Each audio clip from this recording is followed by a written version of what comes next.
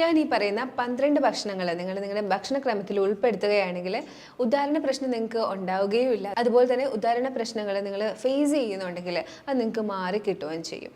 സാധാരണയായി ഞാൻ കണ്ടുവരുന്നത് ക്ലിനിക്കിൽ ഡയബറ്റീസ് റിലേറ്റ് ആയിട്ട് വരുന്ന ഉദാഹരണ പ്രശ്നങ്ങൾ, അല്ലെങ്കിൽ വൈറ്റമിൻ ഡെഫിഷ്യൻസീസ്. കാരണം നമ്മുടെ പ്രവാസികളായിട്ടുള്ള ആൾക്കാരൊക്കെ കൂടുതലായിട്ടും അവർ കുബൂസ് അല്ലെങ്കിൽ ചോറ് മാത്രം കഴിച്ചു പോകുന്ന ഒരു രീതിയാണ്. വീട്ടിലാണെങ്കിൽ നമുക്ക് ഒരുപാട് ന്യൂട്രീഷ്യസ് ആയിട്ടുള്ള കറികളും കാര്യങ്ങളൊക്കെ ഉണ്ടാവും. അപ്പോൾ ഇവർ അധികം ന്യൂട്രീഷ്യസ് ആയിട്ടുള്ളത് കഴിക്കില്ല. എന്നാൽ കിട്ടുന്ന നട്ട്സോ അല്ലെങ്കിൽ ഡ്രൈ ഫ്രൂട്ട്സോ അങ്ങനെ ഒന്ന് ക്രമത്തിൽ കഴിക്കില്ല. അപ്പോൾ അത്തരം അവസരങ്ങളിൽ ന്യൂട്രീഷൻ ഡെഫിഷ്യൻസീസ് വരുന്നു. പിന്നെ കൂടുതലായിട്ടും റിലേറ്റ് ചെയ്ത് വരുന്നത് സ്ട്രെസ് റിലേറ്റഡ് ആണ്. അപ്പോൾ ഇത്തരം കാര്യങ്ങൾ ഒന്ന് പരിഹരിച്ചാൽ മാറിക്കിട്ടാവുന്നതാണ് നമ്മുടെ ED അഥവാ ഉദാഹരണ പ്രശ്നങ്ങൾ എന്ന് പറയുന്നത്. ഇന്ന് ഞാൻ നിങ്ങളുമായിട്ട് ഡിസ്കസ് ചെയ്യുന്നതും അത് തന്നെയാണ്. ഞാൻ ഡോക്ടർ ആമിന, QNB ഹെൽത്ത് കെയറിലെ മെഡിക്കൽ ഓഫീസറാണ്.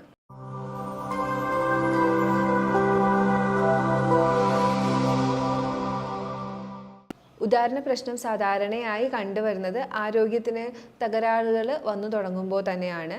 നമ്മൾ ബേസിക് ആയിട്ടുള്ള ആരോഗ്യം കുറച്ച് കുറഞ്ഞു വരുമ്പോഴാണ് ഉദാഹരണ പ്രശ്നം, ഉദാഹരണം നടക്കുന്നില്ല അല്ലെങ്കിൽ ഉദാഹരണം നീണ്ടു നിൽക്കുന്നില്ല, അത്തരം പ്രശ്നങ്ങൾ ഫേസ് ചെയ്യുന്നത്. ഇത്തരം കണ്ടീഷൻസ് എപ്പോഴും ആളുകൾ പുറത്ത് പറയാനായിട്ട് മടിക്കുന്നതാണ്. ശോധനയായിട്ട് ബന്ധപ്പെട്ട കാര്യങ്ങളായാലും ഉദാഹരണമായിട്ട് ബന്ധപ്പെട്ട കാര്യങ്ങളായാലും ആളുകൾ എപ്പോഴും പറയാനായിട്ട് മടി കാണിക്കും.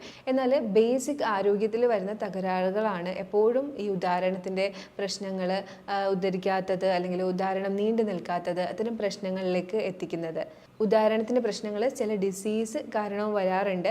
ഡയബറ്റീസ് ഉള്ളവർക്ക്, ഒരു 10 വർഷമായിട്ട് ഡയബറ്റിക് പേഷ്യൻ്റ് ആയിരുന്നവർക്ക് വരുന്ന കാര്യങ്ങൾ ഞാൻ ഒരുപാട് തവണ ഡിസ്കസ് ചെയ്തിട്ടുണ്ട്. അതിലൊരു വലിയ കാര്യമാണ് എറക്ടൈൽ ഡിസ്ഫങ്ഷൻ അഥവാ ഉദാഹരണ പ്രശ്നം, ഉദ്ധരിക്കാത്ത അവസ്ഥ എന്നൊക്കെ പറയുന്നത്. അതിനുള്ള കാര്യം നമുക്ക് എല്ലാവർക്കും കൃത്യമായിട്ട് അറിയാം. ഡയബറ്റീസ് ഇപ്പോൾ എല്ലാവർക്കും നല്ല അവയർനെസ് ഉണ്ട്. ഡയബറ്റീസ് കാരണം നെർവസ് സിസ്റ്റത്തിനും സർക്കുലേഷനും ഒക്കെ പ്രശ്നങ്ങൾ ഉണ്ടാകുന്നുണ്ട്. ഇപ്പം നെർവസ് സിസ്റ്റം, നെർവ് സപ്ലൈ ചെയ്യാത്ത സ്ഥലങ്ങളില്ല അല്ലേ? അപ്പോൾ ലിംഗത്തിലേക്ക് സപ്ലൈ ചെയ്തിരിക്കുന്ന നെർവിനും പ്രശ്നം ഉണ്ടാവുന്നുണ്ട്. അപ്പോൾ അതുകൊണ്ടാണ് ഡയബറ്റിക് രോഗികൾ പെട്ടെന്ന് ഉദാഹരണ പ്രശ്നം ഫേസ് ചെയ്യുന്നത്.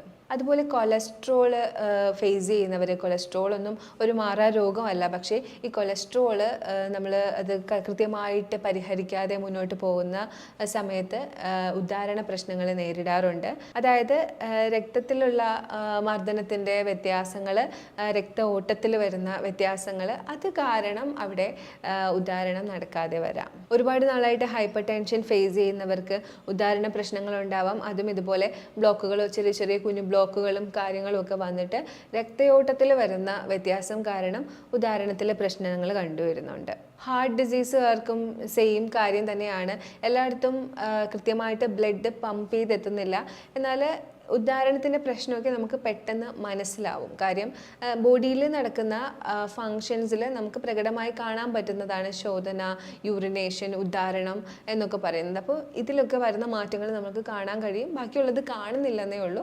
എന്നാൽ ഹാർട്ട് ഡിസീസ് ഒക്കെ ഉള്ളവർക്ക് ഉദാഹരണ പ്രശ്നം കണ്ടുവരാം. അപ്പം ഉദാഹരണ പ്രശ്നം ഉള്ളവർ ഉറപ്പായിട്ടും നിങ്ങൾക്കത് ഹാർട്ട് ഡിസീസ് കാരണമാണോ എന്ന് കൂടി വിലയിരുത്തേണ്ടതുണ്ട്. അതുപോലെ വെരിക്കോസ് വെയിനും ഇതുപോലെ തന്നെയാണ്. ബ്ലഡിൻ്റെ കറക്റ്റായിട്ടുള്ള പമ്പിങ് നടക്കാതെ വരുന്നത് മൂലം വെരിക്കോസ് വെയിൻ ഉള്ളവരിലും ഉദാഹരണത്തിലും പ്രശ്നം വരുന്നുണ്ട്. പുരുഷന്മാർ പ്രത്യേകം ശ്രദ്ധിക്കേണ്ടതുണ്ട്. കാരണം ഇത് കൃത്യമായിട്ട് ട്രീറ്റ് ചെയ്തില്ലെങ്കിൽ ക്രമേണ വൃക്ഷണങ്ങളിലും ഇതിലെ വെയിൻസും ഇത്തരം വെരിക്കോസ് വെയിൻ പോലെ വന്ന് വെരിക്കോസീല എന്ന് പറയുന്ന കണ്ടീഷനിലേക്ക് മാറാനുള്ള ചാൻസ് ഉണ്ട്. അപ്പോൾ വെരിക്കോസ് വെയിനൊക്കെ ഉള്ള പുരുഷന്മാർ പെട്ടെന്ന് തന്നെ വെരിക്കോസ് വെയിൻ പരിഹരിക്കേണ്ടതുണ്ട്. ക്രമേണ അത് പെയിൻഫുൾ ആയിട്ടുള്ള കണ്ടീഷനായി മാറും. അപ്പോൾ അത് സഹിക്കാൻ പറ്റാതെ വരികയും സർജറി ഒക്കെ ചെയ്യേണ്ടി വരികയും എന്നാൽ അത് പുറത്തൊന്നും പറയാൻ പറ്റാത്ത അവസ്ഥയിലേക്ക് വരികയോ ഒക്കെ ചെയ്യാം. നടുവേദനയുള്ളവർക്കും ഈ ഉദാഹരണത്തിൻ്റെ പ്രശ്നങ്ങൾ, ലൈംഗികമായിട്ടുള്ള പ്രശ്നങ്ങളൊക്കെ ഉണ്ടാവാറുണ്ട്. കാര്യം നെർവസ് സിസ്റ്റം റിലേറ്റഡ് ആണ്.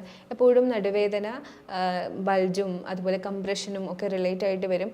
അപ്പോൾ അങ്ങനെ കംപ്രഷനൊക്കെ അനുഭവപ്പെടുന്നവർ അവരുടെ നെർവ് അതിൽ കണക്റ്റഡ് ആയിരിക്കും. എപ്പോഴും റീജിയനിലുള്ള നെർവ്സാണ് ഈ ഒരു നമ്മുടെ റീപ്രൊഡക്റ്റീവ് ഏരിയയിലേക്ക്, പെൽവിക് ഏരിയയിലേക്കൊക്കെ സപ്ലൈ ചെയ്തിരിക്കുന്നത്. കൂടുതലും ഏരിയയിലാണ് ഇത്തരം ബൾജും കംപ്രഷനും ഒക്കെ വരുന്നത്. അപ്പോൾ അവിടത്തേക്ക് ഉണ്ടാകുന്ന ഇത്തരം പ്രശ്നങ്ങൾ ഇതുപോലെ ഉദാഹരണത്തിലും പ്രശ്നങ്ങൾ ഉണ്ടാക്കുന്നുണ്ട്. നടുവേദന ഉള്ളവർ ക്രമേണ ഉദാഹരണത്തിന് പ്രശ്നം പറഞ്ഞു വരാറുണ്ട്. അപ്പോൾ അവർ നടുവേദന പരിഹരിക്കുന്ന ആ ഒരു ഇതിലൂടെ ഉദാഹരണത്തിൻ്റെ പ്രശ്നവും പരിഹരിച്ച് കിട്ടും. ലൈംഗികമായിട്ടുള്ള താല്പര്യങ്ങൾ തോന്നണമെങ്കിൽ എപ്പോഴും മാനസികമായിട്ടും ശാരീരികമായിട്ടും ആത്മീയമായിട്ടുമുള്ള ഒരു ഹാപ്പിനെസ്, ഹാർമണി ഉണ്ടാവണം.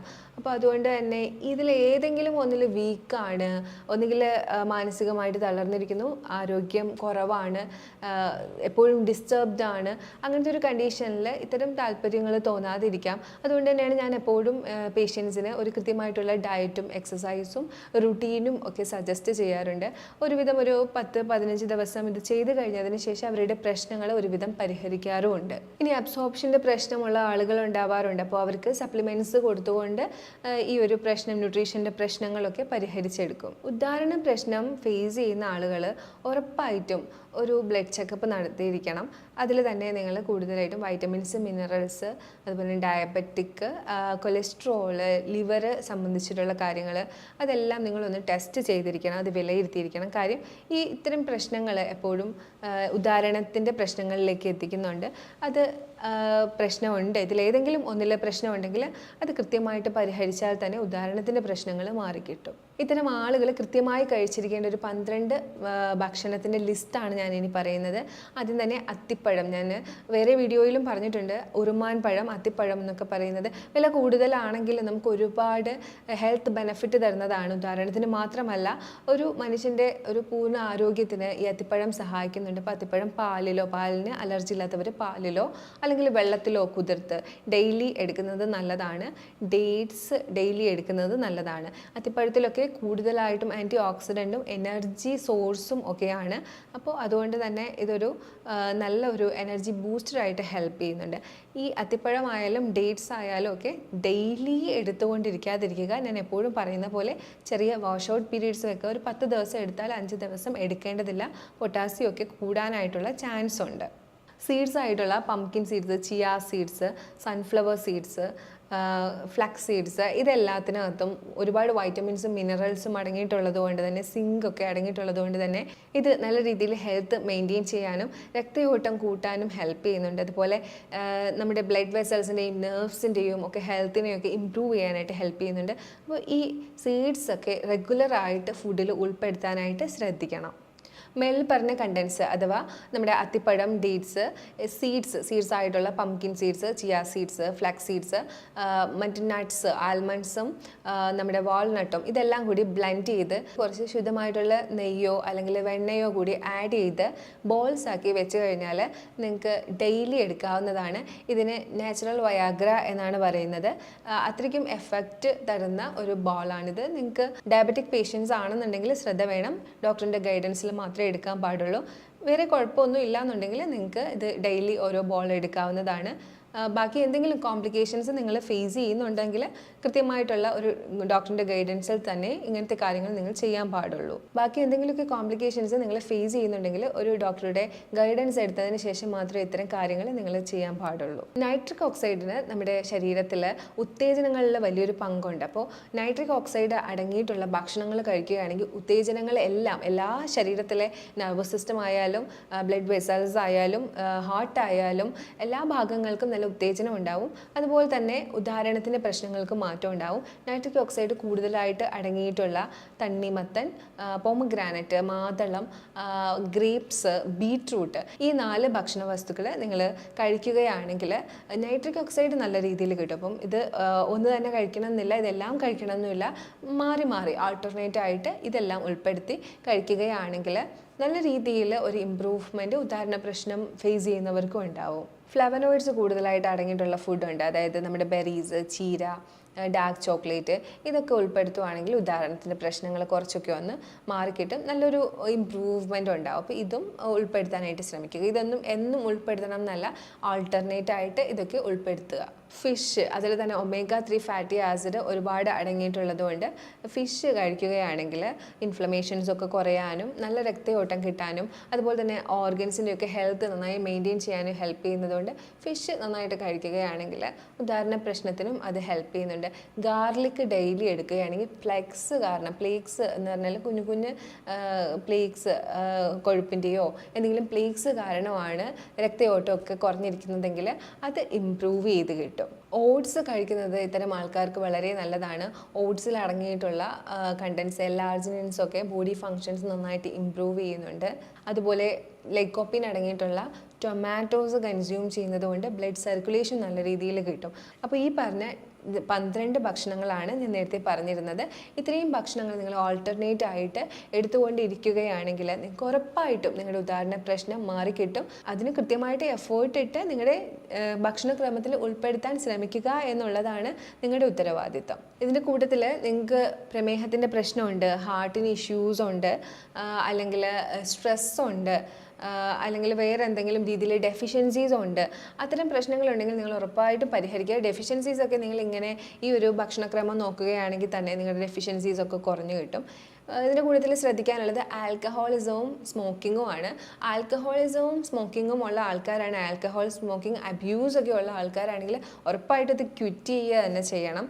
അല്ലെങ്കിൽ നിങ്ങൾക്ക് ഈ ഒരു പ്രശ്നം ഇത് കഴിച്ചതുകൊണ്ട് മാത്രം മാറി കിട്ടില്ല. നന്നായി വെള്ളം കുടിക്കുക, നല്ല രീതിയിൽ എക്സസൈസ് ചെയ്യുക, ഹെൽത്തി ആക്കിയിട്ട് ബോഡി വയ്ക്കുക. പിന്നെ ഇതിന് പ്രത്യേകമായിട്ട് ചെയ്യാനുള്ള 2 ട്രീറ്റ്മെൻ്റ് ആണ്. ഒന്ന് ഹിബാത്ത്. ഹിബാത്തിനകത്ത് നിങ്ങൾ ഹിങ്കോജാതി ചൂർണം ഇട്ടിട്ട് ചെയ്യുകയാണെങ്കിൽ കുറച്ചും കൂടി എഫക്റ്റ് ഉണ്ടാവും. ഇനി അത് ഇല്ല എന്നുണ്ടെങ്കിൽ നിങ്ങൾക്ക് പ്ലെയിൻ വാട്ടറിൽ തന്നെ കോൾഡ് വാട്ടറിൽ ഹിബാത്ത് ചെയ്യാവുന്നതാണ്. ഹിബാത്തിൻ്റെ കാര്യം ഞാൻ ഒരുപാട് തവണ എക്സ്പ്ലെയിൻ ചെയ്തിട്ടുള്ളതാണ്. ഒരു ടബിനകത്ത് വെള്ളം നിറച്ച് പൊക്കിൾ മുങ്ങിയിരിക്കുന്ന രീതിയിൽ ടബിൽ ഇരിക്കുക, കാലുകൾ പുറത്തേക്ക് വെച്ച് ഇരിക്കുക 20 മിനിറ്റ്. അതുപോലെ നിങ്ങൾക്ക് പെൽവിക് ഗ്രിഡിൽ പാക്ക് എന്ന് പറയുന്നൊരു പാക്കും ചെയ്യാവുന്നതാണ്. പെൽവിക് ഏരിയ കവർ ചെയ്തുകൊണ്ട് കോൾഡ് പാക്ക് ചെയ്യുന്നതാണ് പെൽവിക് ഗ്രിഡിൽ പാക്ക് എന്ന് പറയുന്നത്. ഇതും നിങ്ങൾക്ക് ചെയ്തു കൊടുക്കാവുന്നതാണ്. ഇത്രയും കാര്യങ്ങളൊക്കെ ചെയ്യുകയാണ് എന്നുണ്ടെങ്കിൽ ഉറപ്പായിട്ടും ഉദാഹരണ പ്രശ്നത്തിന് നിങ്ങൾക്ക് പരിഹാരം ഉണ്ടാകുക തന്നെ ചെയ്യും. ഇതിന് റിസൾട്ട് ഉള്ള ട്രീറ്റ്മെൻറ്റ്സ് തന്നെയാണ് ഞാൻ ഈ പറഞ്ഞിരിക്കുന്നത്. അപ്പം ഞാൻ ഈ മുകളിൽ പറഞ്ഞിരിക്കുന്ന കാര്യങ്ങളൊക്കെ നിങ്ങൾക്ക് കൃത്യമായി മനസ്സിലായെന്ന് വിചാരിക്കുന്നു. ഞാൻ പറഞ്ഞ ഭക്ഷണങ്ങളൊക്കെ ഉൾപ്പെടുത്തുക, വ്യായാമങ്ങളും ട്രീറ്റ്മെൻറ്റുകളൊക്കെ ചെയ്യുക. കൃത്യമായിട്ട് ഒരു മാസത്തോളം അല്ലെങ്കിൽ 1 മാസം മുതൽ 3 മാസം നിങ്ങളുടെ സിവിയാരിറ്റി അനുസരിച്ചിരിക്കും. ചെയ്ത് കഴിയുമ്പോഴത്തേക്കും ഉറപ്പായിട്ടും നിങ്ങൾക്ക് നല്ലൊരു റിസൾട്ട് തന്നെ കിട്ടുന്നതാണ്. ഞാൻ ഈ പറഞ്ഞ കാര്യങ്ങളിൽ എന്തെങ്കിലുമൊക്കെ ഡൗട്ട് ഉണ്ടെങ്കിൽ ഈ കാണുന്ന നമ്പറിലേക്ക് നിങ്ങൾക്ക് കോൺടാക്ട് ചെയ്യാവുന്നതാണ്. നമുക്ക് ഓൺലൈൻ കൺസൾട്ടേഷനും അവൈലബിൾ ആണ്. Thank you for watching my video. ഇനി ഒരു വീഡിയോയിലേക്ക് കാണുന്നവരേക്കും ബൈ.